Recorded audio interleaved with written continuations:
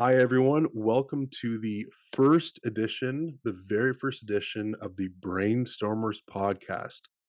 My name is Alec. I am joined here with my co host, Vanessa. We are beyond thrilled to Super begin this pumped. journey. We're so pumped. This has been I a had to work add in that in there. progress for months and months and months. I can't stress enough how much this Yeah, we've been podcast means wanting to to both do of us. this. Yeah, we've been wanting to do this for a while, and now we're finally starting, which is crazy. Oh my gosh, it's like this has been like we've been talking about. We have so many ideas of things that we want to talk about, people we want to interview. We have so many things in the pipeline, and we just can't wait to kind of not only share that with you guys, but just kind of get it finally off our chest because it has Totally. been like, again, as I Yeah. said, it's been months. So Yes. Yes. So I can't believe we're finally here. This is awesome. yeah. Okay, And so we have our fancy signs. we Let's just do, we acknowledge do. that. Absolutely, absolutely. And for people who are actually watching the video, this plant behind me is not real. So I don't have to Did you water it. water it? Yeah. No, no, just gotta dust it. So okay, so before we jump in, I have to bring this up here. Okay, Oh so no. um do you okay with epilepsy for you or your medication, anything at all? Do you ever have really, really, like, lucid, messed up dreams? 100% I do. Perfect. Yes. Okay. Okay, so I've had them for years, like, years and years and years. So they're so random, but a lot of the Mine times are too. they seem very real to me to the point where it's like, "Holy cow, like, it's insane." So Yeah. last night, I had a dream that I went to bed, woke up, and I had numerous messages, text messages from you and your husband Mario, and you guys were saying, "Hey, you know what? We're not really digging the name Brainstormers anymore. We want to change it." And I didn't know how to respond to you guys, so I just said, like when I woke up, it was when I normally wake up around 5:30, 6 in the morning, and I just said, um, "Okay, what were you thinking?" And I guess you guys were up at this ungodly hour, and you both just said, "Footstormers." And So so I look at random. my phone, and I was immediately I wanted to, like, shut it down because, like, what does that even mean? And then Britt, my wife, is still in bed in my dream, and then all of a sudden, she texts into the group message that we're in, and she just says, "I absolutely love that idea. Footstormers, it makes perfect sense. Epilepsy, yep, let's change it. We're order signs right now." And I'm just sitting here looking at my phone like, am I the only person that thinks this is absolutely insane? Like, what is going on here? But That's anyways, so random. That's that's so random. there we go. I'm glad I was in your dream though. Yeah, so That's there flattering. so I mean, I'm also glad that we are not changing the name to No, Footstormers. So not at all. yeah, yeah. I need to know the connection though now. I'm gonna ponder that for a while. Footstormers. Yeah, yeah, right? I'll have to tell Mario that too. He'll Yeah, get a yeah. kick out of that. It's like what? Yeah, exactly. Oh my gosh, that's So too funny. one of the things that I wanted to talk to you about, Vanessa, just to kind of, especially with our first episode here, is I guess sort of bring it back to where it all began for us. So, like, Mhm. I just wonder, like, how did you initially handle your diagnosis with epilepsy, and like, do you remember much about that time in your life? I do and I don't. It's a weird question for me to answer because I was so young. I was 10 and I remember bits and pieces. Like I remember stuff that was going on in my life at that time. I remember being diagnosed, but I don't really remember how I was getting treated, if that makes sense. Mhm. Like I do remember going to the doctor's office. I do remember going to my first EEG. Like that was crazy. I that's like a memory that I'll never forget. Mhm. But yeah, like I was young, so I only remember a little bit. Like I remember, um, for instance, like my parents were going through a separation, and then I got diagnosed. So that was like just two big traumatic things that were happening Sure. in my life. Um, but other than that, like I just remember being prescribed this medication, and I did not want to take it because, of course, I was like, there's nothing wrong with me. Like I'm fine.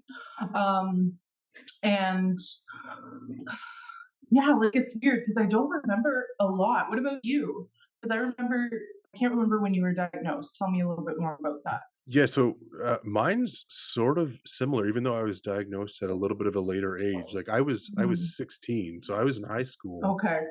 um, but it was also that's a really tough age too because you Yes. at the same time, you're starting to kind of figure out what you wanna do with your life. You're starting to kind of, form, like, great friendships with people that like, just Hmm. you're forming your own identity and, Yes. um, going through adolescence and, just everything, like, it's just Yes. like, I mean, high school for everyone is just kind of it's friends, it's, parties, it's sports, it's this, it's that, like, there's just so much, and the last thing that you really wanna worry about or think about is, well, not just epilepsy, but, like, any kind of condition, really. Right. So when I was diagnosed, it was very similar in the sense that I didn't know anything about epilepsy. I was kinda Same. going in blind, like, it Yeah. was like I remember going to get some tests and, again, my first EEG, being prescribed my first medication, which was, Epival, and I didn't wanna take it, I didn't know what was going on, I was just kind of like I've only had, like, at that point, 1 known, tonic-clonic seizure, Okay. um, but after more tests and everything and more EEGs, they started to notice a lot more seizure, activity, and again, it's I was kind of just blind to it. Right. I didn't know anyone with epilepsy. I'd never seen a seizure in my life, so to Same. me, it was just so foreign, like, it was It's it like you're learning as you go kind of thing. exactly, exactly, Like whether it's it's good or bad, like you have no choice. It's just kind of like, okay, this is part of my life now, and just trying to navigate through it. Just mhm, trying to see what it's going to bring and see what, like, negative or positive, like no idea. um 100%. a thing that I remember as well is when you said sports, I was playing competitive hockey at that age too. So I remember it kind of affecting that in a way, because it's like I had to stop playing hockey for a little bit because we don't know if I'm going to have a seizure while playing. So Sure. it was kind of in the middle of getting my meds. And once when I was on meds and we knew that my seizures were like somewhat controlled, I could start playing again. But Mhm. that was also a core memory. Like I'm sitting there on the bench watching the game, but I can't play. So I think it affected, like, not just me, but it affected other people too that didn't know. Like my team, like they're like, "Oh, you have epilepsy? What is that?" Like nobody knew what it was. And it's like I can't tell you because I don't know what it is either. So it's just kind of like, I guess we'll see how it plays out. My first thought was just I just want to play hockey again. Like I just want to go back to my normal life. Like I don't want this to affect everything that I'm doing.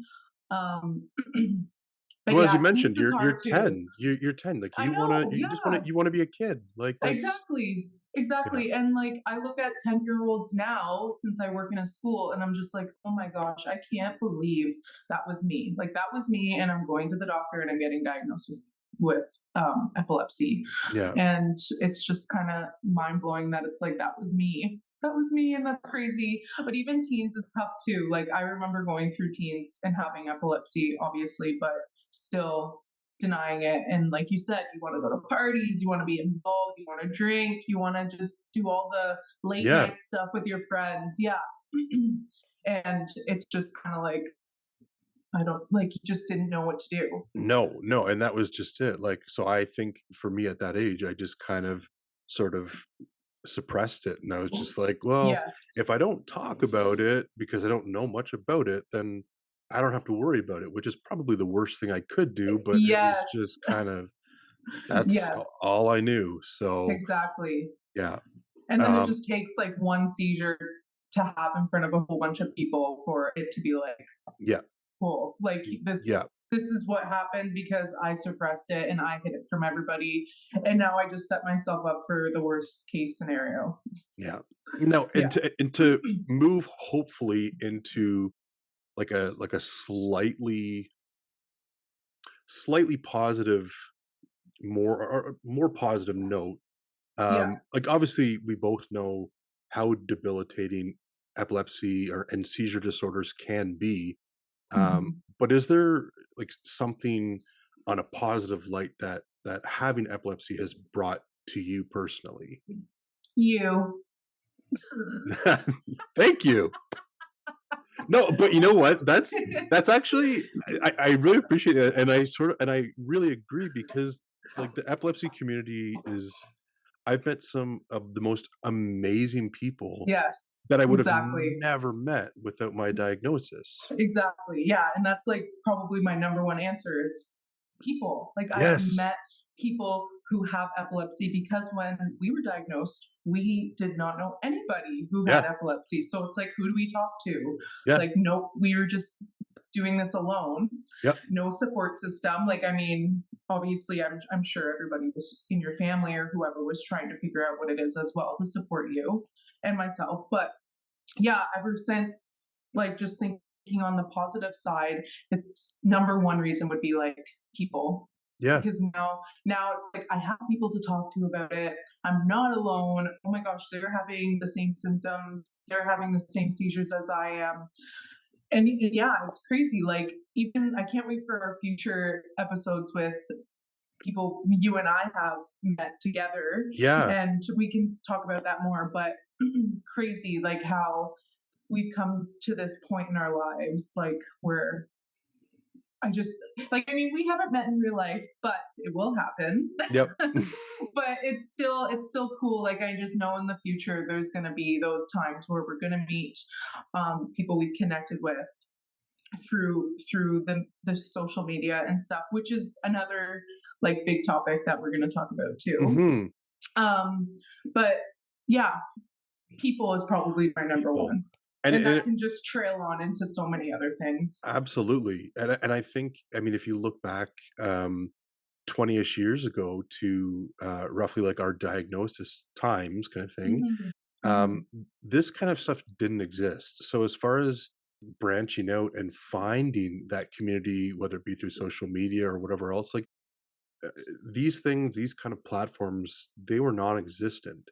Exactly. Yeah. So it was I mean, at that time, looking back at it, I don't even know how I would have started out to try to find that family Yeah. outside of my own personal, Yeah. close family and friends, but, Well, and you um, didn't want to either because you wanted to hide it and you didn't want people to know that it's you true. had epilepsy. So it's like even if that was available, I feel like at that time, it's like that's not what I wanted to do. I did not want to expose myself to everybody. Exactly. Um, but yeah, so um, one thing too, like, because I think about how in the past and how we've talked about too, about how different types of seizures we've had, and it can vary. But like, one thing I've been thinking about is recovery. And I like how, and I know it's probably different for you and I. So, how do you recover from seizures? Um, so I suffer from, 3 different types of seizures, Okay. and probably the most common one that people do talk about or are aware of would be tonic-clonics or grand mals, the ones that do look a little bit more scary. Yes. They for me, recovery time, it all depends on what's happened. I've been occasionally super fortunate that I've either been in bed or on a couch or somewhere safe where I haven't dropped and done any Mhm. damage that way. But I've also been on the opposite end where it's been bumps and bruises and Yeah.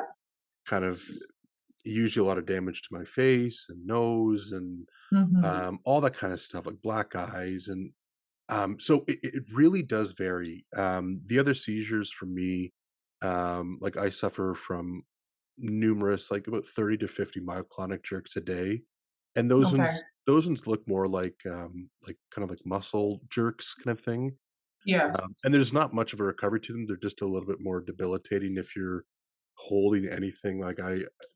I'm sure Britt can attest to this, but the amount of like cutlery and broken dishes and like Oh, wow. I've dropped just about everything in our house, and it's like there's chips on stuff, but that's part of it. Yeah, Um, true. and then obviously like petite malls, like absence Mhm. seizures. But as far as the recovery for me, like it's probably very similar to I would say a lot of people that suffer from tonic-clonics. I want like rest. I just need to sleep. Yeah. Have like maybe depending on how severe it was, but it could be a day, it could be a few days of just like nothing but downtime, and it could be even if I'm awake, I just want to be in my bed and Yes. or on the couch and watching movies or reading or something. But obviously having a few kids, it's a little That bit changes the game. it's a little bit different now than it used to Yeah. be 5 years ago. Yeah.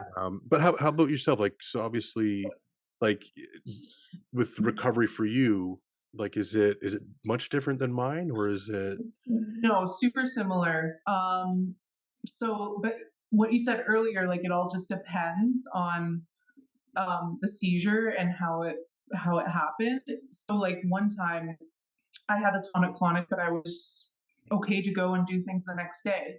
But Mhm. other times I was just in bed for like weeks. I think like 2 weeks was my maximum recovery time. Yeah. But like, yeah, just looking back, the tonic-clonic I had that I was good to go the next day, it was still severe in its own way, which is it's so strange how the brain works. And like you said earlier, like me and you both suffered from tonic-clonics and the absent seizures as well. And that's how I got diagnosed, is because my family was noticing like the blank stares Yeah. and I'm stopping and talking in the middle of a conversation, Mhm. and read that that's super common at a young age. So it wasn't a surprise to look back and talk about it now and be like, yeah, that's how it started, how I got diagnosed. But yeah, it just all depends. Like you said, reading. Oh my gosh, I would never read during a So recovery. so so Like it I'm just like that I can't even focus. Like why would I read a book or whatever? I should probably elaborate. I love, like I'm a huge fan of like horror novels, but I also love like autobiographies. So like anything like hockey related, like that kind of stuff Yeah. is Okay, that makes that sense. sort of piques my interest as well too, or even just reading like articles or anything on my phone, like that kind of stuff. Yeah. Okay, that Um, makes sense. I can't, yeah, anything that's too stimulating, like, Yeah. for example, like, even the movies or shows that I choose to watch if I'm in recovery mode, I intentionally choose things that, and I don't know if this is partially recovery from my seizures or if it has anything to do with my, anxiety, but, like, I choose things that I've seen 1,000 times before. So Yeah. for me, like I can kind of zone out, fall to sleep, wake up, and still know kind of okay, yeah, I know, Your comfort shows, like yeah, your like comfort go-to ex- stuff. Yeah. exactly. Which So is I mean, I have a few, but my number one for probably like 20 plus years has always been friends. I think Yes. we have that in common anyways. So Yes. yeah. 100%. I love that. There's a few other ones like I've been trying to convince you to get to watch It's Always Sunny in Philadelphia. Oh, yes. That Yes. one, I promise I will start. well, for what it's worth, I don't believe you anymore, but Oh, just call no, me out. that one that one again, it's another show. I've seen it 1,000 times and it's just I can throw on an episode, fall asleep, and I I know You're exactly kind of content. what's yeah, exactly. Exactly. Okay, so since we talked about recovery, Mhm. I wanted to ask you about your triggers. So, like, what have you noticed triggers like your seizures? Are they different for specific seizures, or are they just kind of like all the same when it comes to having one? Ooh, you know what? I think I fall under this spectrum of or under the umbrella of some of them that are extremely common, and a lot of people are obviously aware of, like stress and sleep deprivation. Hmm. Those are definitely my two. Like if I don't get X amount of hours of sleep a night, I'm kind of the next day can be an absolute write off for me. Um, and stress, that's a killer for me as well too. It's just it's Yeah. really and obviously it's for me it's kind of a double-edged sword because as I mentioned earlier, like I also suffer from anxiety, and one of the things that happens to me is I will get so anxious that I'm going to suffer a seizure, Yes. and then when I do Yes. and I come to, I feel so bad that I had one that I get more anxious, and it's just kind of like it's this rotating The this never ending carousel. cycle. It's awful. So Yeah. those are kind of my main things right there. However, I did notice, and I've noticed those two right from kind of early diagnosis stage. So like kind of Okay. mid-teen, I started Yeah. to be aware that sleep and stress were not great for me. Hmm. But something that I did notice in my kind of like early 20s or so, so about 10 years ago roughly, was alcohol. Was I just Yes. I didn't I could not for the life of me, like, figure out, like, why am I still having these seizures? Like, I'd still be Hmm. getting some decent sleep and whatever else, but I wasn't, for some reason, factoring in drinking and my seizures, and then even when I Yeah. did, I was still, like, just I wanted to be like, I wanted to be in college, I wanted to be in high school, I wanted to, Exactly. like, have, like, a normal life, Yeah. and Quotations. yeah, like, Yeah. and, like, go out and have a beer or, like, just, like, something, Yeah, but exactly. like, I just so I didn't wanna, like, stop. It wasn't that I couldn't stop, it's just that it was, like, it was the social aspect of it. Exactly. All of my Yeah. friends, like, when I was playing hockey, like, I was in beer leagues, like, after I stopped playing competitively, it was like, "Oh, okay, I'm just gonna play with some buddies," like, people will go out for drinks afterwards or whatever else. That's Yeah. what we did, and Yeah. I was suffering seizure after seizure, um, and then I just for me, I knew I had to stop. Like, Yeah. alcohol for me was just, like, it had to be completely cut out. So I've been about nearly 4 years, That's sober, amazing. and it's one of those Yay. things that was, like, I'm super proud, and you know what? Like, that's some people can have alcohol, Do you miss it? not at all anymore. No. Yeah. No, initially, it was like, "Oh, crap." Like, again, it was one of those, like, Yeah. those social things, like, I what are have my to do buddies what's doing? best for my body. Yeah, like, well, it's again, like, going out after hockey, like, "Okay, well, yeah, you guys are gonna have a pint of this, I'll get my Coca-Cola," and, like, it was just so it was kinda, like, I did at first, but honestly now, like, I don't wanna sound, like, up on my high horse about being sober, because if you can drink and not have seizures, all the power to you, like, that's Yeah. as long as Yeah. you know your triggers and you're kind of doing it responsibly, have at it kind of thing. But Yeah. I'm just for me, like I know some people really are triggered with caffeine. And that to Yes. me, like I wake up and like the fact that like we have 3 kids, 3 young kids at home, caffeine is like You it's need like it. my lifeblood basically. So it's like I need my coffee. yeah, like sorry, but like don't talk to me until I've had a couple cups. So yeah. Yes. So and what Super about similar. Yeah. yeah, okay. Yeah, yeah, yeah. Super similar, but it's so funny how you said like it's just it keeps going around and around with this never-ending cycle with stress and anxiety and oh I'm stressing that I'm gonna have a seizure. Oh, but now I'm anxious that I'm gonna have a seizure. And it's just kind of like when do you not stress Yeah, about something? yeah. Like everybody experiences stress. So for us, it's like if we do stress, there could be a seizure. So it's just crazy how like yeah, so stress and I get pretty anxious too. Um I was pretty like anxious when I was having really bad seizures a couple years ago, and that's Mhm. where my anxiety kind of skyrocketed a little bit, and that's when I knew like, oh, this is another trigger. Yeah. But definitely, like if I don't have enough sleep, same thing with you, like fatigue, hydration too. I noticed Yes. a Sorry. while back. Yes, me as Yeah, well. Yeah. if we don't drink enough water, then Yeah. that can like severely affect our body and our brain. What's another one? Alcohol as well. We chat about that, but I want to keep going on that one. Mhm. But yeah, caffeine, it's like I'm the same thing. Like I drink coffee every day Yep. and it,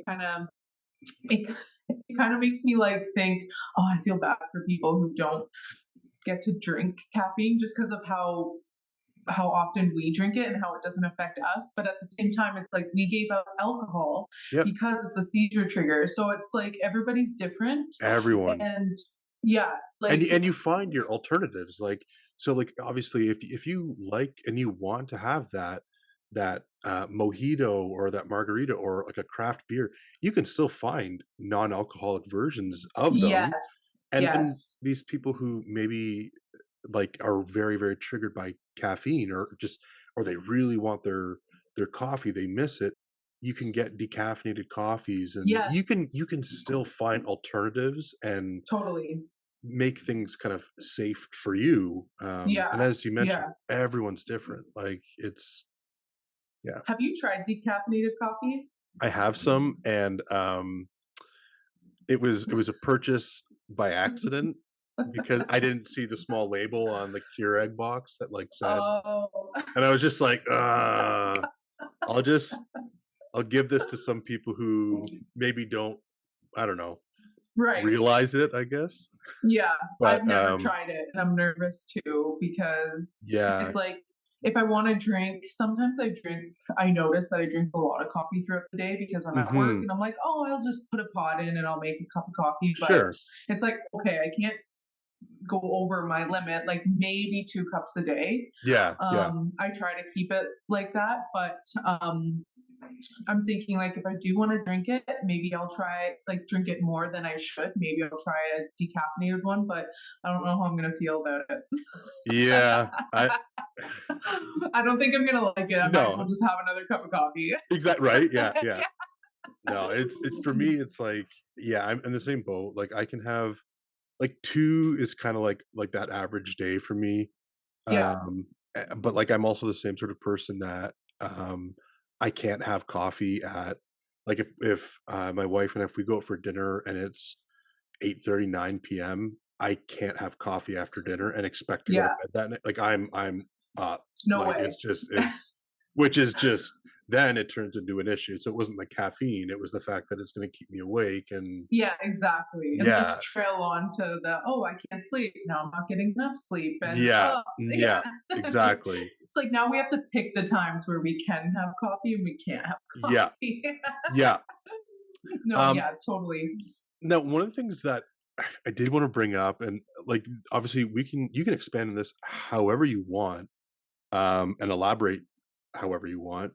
But did you kind of have sort of like a nail in the coffin, like a like kind of that final push for you to sort of put your story out, not even to the public, but at least start telling your story, even if it's journaling for yourself, but then eventually to where you are now, where you're doing social media and you've been an advocate for Mhm. Epilepsy Canada. Like, what was kind of, did you have anything? And like, and if so, do you mind sharing? Yeah, of course. So we were living in Winnipeg at the time, which was during the pandemic. So I don't know, like we moved there, I think in 2018. 2018 is when we moved to Winnipeg from Golden. I don't know. Did I ever tell you about that time of our life in Golden when Golden. we were in No. Golden, British Columbia? So we lived there for a year, anyways. Okay. And then we moved to Winnipeg from Mario because he got relocated for work. So when Yeah. we were in Winnipeg, that's when I really started to decline Okay. in my epilepsy. Like I don't know. Um I think I had my seizure when I was like literally a week away from having a 2 year seizure free milestone. And I was like, are you kidding me? Like why did this happen? Yeah. And then it just kept progressively getting worse after a couple months. And again, that was obviously stress. I and just everything that happened throughout that time for all of us. Hmm. And then I think I realized, like, after it was isolating, like during that time, and I was like, I have nobody to talk to about it, and it's getting really shitty.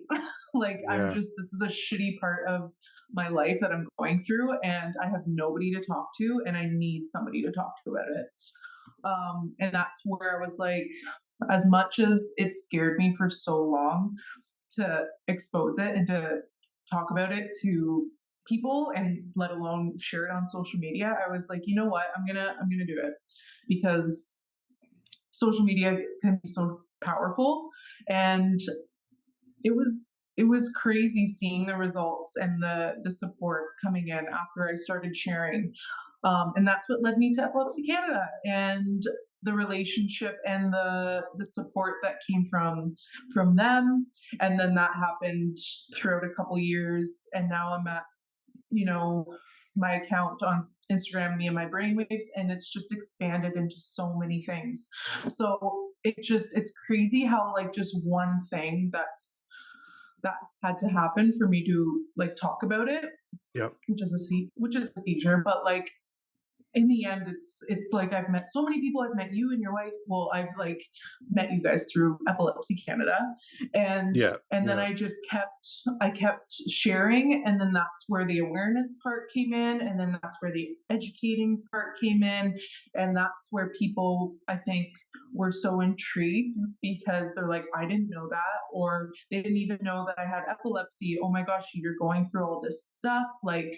So I think that was my final push, and I hear this a lot because it's just all over social media, but it's like you don't have to hit rock bottom for you to start. There was this saying, oh, now that's gonna bother me, but anyways, I feel like I had to hit rock bottom in order Hmm. to be like, okay, something needs to change. Yeah. You have to do I something. can't do this. I can't do this alone. And although like I have my amazing husband Hmm. that is there and so supportive, that it's like he doesn't get it. Like he doesn't have it, so he doesn't know what I'm going through, but he can be there for through everything else, right? Yeah. So I'm just like, I need to talk to people who understand what I'm going through. Absolutely.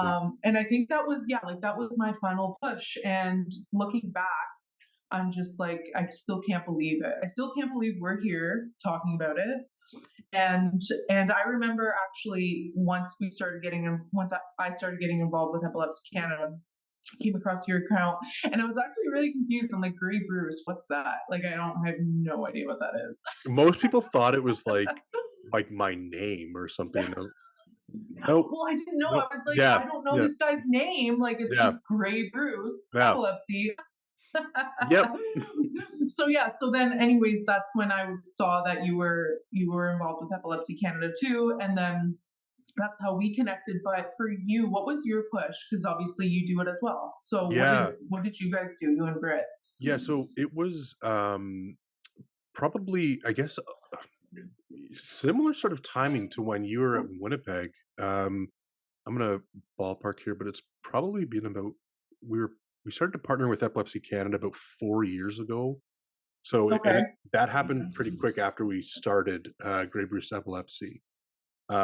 We relocated from a different part of Ontario to where we are now in Grey Bruce County, which is Grey Bruce Oh, Epilepsy. that's what it is. Yeah.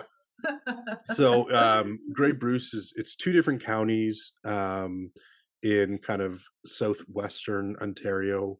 We're really just sandwiched in between Georgian Bay and Lake Huron, and Okay. most times the Grey County and Bruce County are just kind of referred to as like the same one. Right. Okay. Um, but when we relocated up here, we quickly realized like it took maybe a month, I don't, maybe not even that long, to realize that there was absolutely zero support. There was no awareness up here. Wow. Like it was nothing. And it's hard because the closest major cities to me are like they're 2 hour drives away, Yeah. where you can kind of get that support if you wanted to in person, Hmm. and that's like in the best of driving conditions. And with where we are, because we're surrounded by the Great Lakes, like it winters are terrible. So if you want to have that kind Yeah. of it's hard. So it was basically it sort of just started out as like, you know what, I'm just gonna make an online journal just kind of talking about what it's like to kind of like live with epilepsy, like my Hmm. story, but not just Yeah. me, but also Brit, and like what it's like to be a partner of someone who has epilepsy. And with Yes. mine, it's uncontrolled right now. So that was a big factor. And it really started to snowball because when I was telling my story, I would do posts and everything else. And then all of a sudden we would have these I didn't know what to expect. I honestly thought it was going to be like my family, my direct family, like liking Right. it. And that was it. Yeah. Yeah. Um, but it just over the course of like the next like month or 2 months or so, it just blew up. And we had people reaching out to us that were either patients or loved ones of someone with epilepsy, or just anyone like, oh, I know someone who has this, like this is what Yes. they're going. And it was this like such like an empowering thing to me to connect with all of these other people who lived within Grey Bruce, who also realized like, hey, we don't have anything here. So Hmm. when that was happening, we also partnered with Epilepsy Canada, because we just had this overwhelming support, and we were thinking we need to do something else. We need to figure Hmm. out like, okay, what else can we do aside from me telling my story and basically writing a blog? What else can we do? So we started hosting annual events. We did golf tournaments. We've done like family days, a whole bunch of stuff, That's all awesome. partnered with Epilepsy Canada. And so Grey Bruce Epilepsy, our Instagram page, um, that's where we kind of promoted it and talked to people and everything else. Yeah. But right through there, we've were able to, over the 3 events that we've done, we've raised nearly $50,000 for epilepsy research. So it That's was incredible. it was something that, and we still, whenever we talk about it, we're just kind of like, holy shit, like what? Like, and we're Yeah. just, yeah, That's incredible. I can't even believe that. Like, thank you. I don't even know if I've said that to you before because I know you've had fundraisers in the past, but that amount obviously is just so I'm speechless even saying it because I couldn't imagine doing that, but you guys made it happen, and that's amazing. Thank you on behalf of I feel like everybody like in Epilepsy Canada and all the people who have epilepsy. Like that's an amazing thing to share. well, Um, I really appreciate that, but like, I mean, obviously, like we can't take like any or all the credit, like anything like there's so many, like, so many people go into these events, and, like, Epilepsy Canada is just, like, whoever is listening to these podcasts, they are incredible people. Like, Mhm. they're just like they're ultimately like a family to both. Oh, for I sure. think I can probably speak on your behalf. They're like a family to Yes. us. Yes, Um, 100%. and they really just wanna support you in your goals. So, like, with our events, they were just saying, "You know what? It's your event, but we're gonna do whatever we can to promote it, to Oh, that's get people amazing. out there," and it was amazing. So, Yeah, that's um, incredible. it's been a long journey, but, like, it's we're so happy with it. So, You are definitely an inspiration for me to do that, well, but I have thank you no very much. I have no idea where I would start. I have no idea what I would do, We'll but collaborate. We'll kinda meet in between, like, we'll host something in, like, Saskatchewan or something like that, halfway in between BC and Ontario. oh my gosh, that's hilarious. Maybe, or maybe I'll just go back to Ontario. It's not a Yeah, yeah, and actually finally meet you. yeah, Yeah, exactly. and Brit, yeah. Yeah. Just fly over for a Grey Goose fundraiser. I'll Yeah, do that. exactly. Sure. Let's do it. I love that. So I feel like there's one more question that I wanna share with you. Hold on, I can't I'm gonna pull it up here. If you could go back and talk to your newly diagnosed self, what would you say about the diagnosis and the life ahead? Whoa. Uh, hmm. That's tough, eh? Yeah, okay, so I think, as I mentioned earlier, I really, really lived at that age, at 16, I really lived in denial with epilepsy, Mhm. for many, many years. I suppressed it completely, and it's really, in my opinion, this is for my own self, um, I don't think I realized how damaging that could be to my own mental health, Yeah, to just kind of be diagnosed with it, but just kind of put it on the back burner and not think about, or try not to think about it, even right. though I'm still suffering seizures and side effects of my medications and everything else, brain fog, everything. Yes, yes. But honestly, like, and maybe it sounds strange, I would probably tell my younger self to not let epilepsy control my life, but definitely just make it a part of my life. Yeah. So just kind of make sure that, like, I know that it's there, know what my triggers are. Mhm. Don't let it, like, kind of define who I'm going to be or anything else. But just in the strangest way possible. This might sound strange to whoever's tuning in as well too. Embrace it. Yeah. Like, just epilepsy can be, in a weird way, somewhat empowering, if you just kind of, how to handle it, Yeah, for sure. how to deal with your triggers, and how to be safe, and Yeah. everything else. And the Yeah, same, totally. how about yourself? The same goes to you, like.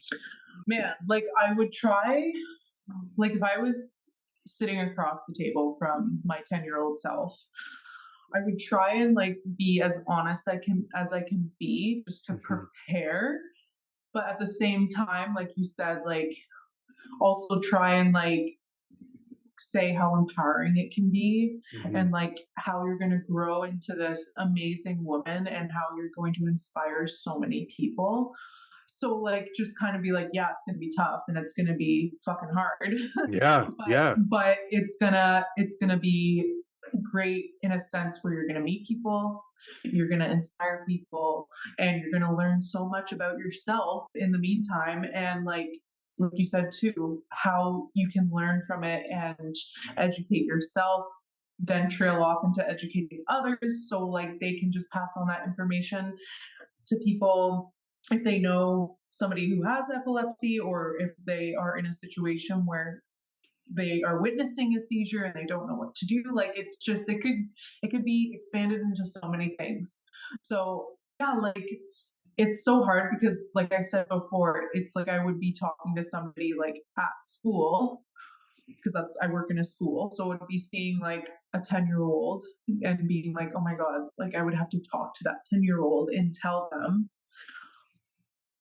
what to expect and like what your life is going to look like. And it's just crazy because it's so you're so young, and like you said, in your teens you're so young too because you're still trying to figure out your life You and don't what you know want what to you're do. yeah, yeah. Like you have no idea what's coming, so it's just kind of like prepare, I guess, with the harsh truth, but then again, there's going to be some great outcomes I in I the end. I love what you said, like, it is I'm not gonna sugarcoat that for anyone listening to it is there are some extremely difficult days, whether that be if you're recovering Hmm. from seizures, if it's, um, your connection with your medications, like, whatever, Yeah.